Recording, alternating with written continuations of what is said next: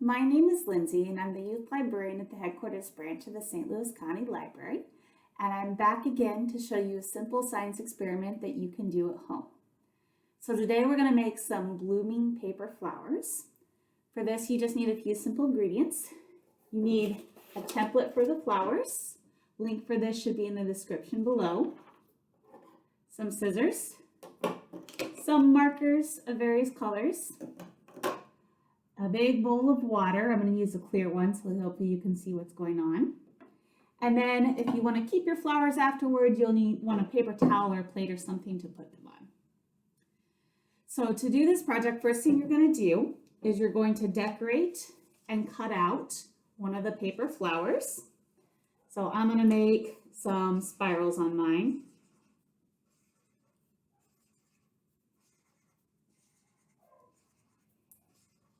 You don't have to decorate these, but it'll kind of make a cool art piece afterwards. And it might even turn our water some interesting colors. All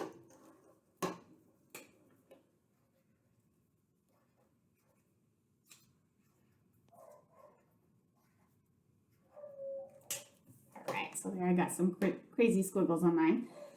And now the next thing you're going to do is you're going to fold up your flower, kind of like a bud. That's all closed up when it's cold, or some flowers do this at night. So here's when I fold it up already. To do that, you're going to fold down the corners of your petals and keep going the same direction. So get a nice kind of tight fold. Keep going the same direction till it makes almost a little hexagon there.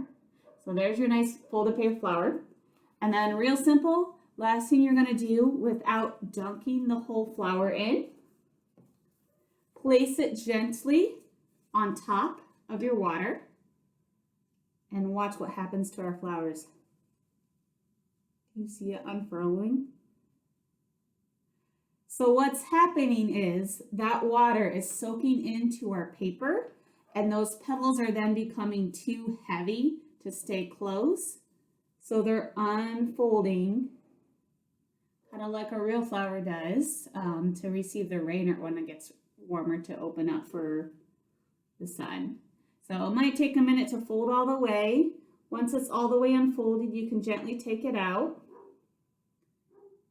And you may keep it if you want. Leave it set to dry. So real simple. I hope you have fun with this experiment. Thanks. Bye.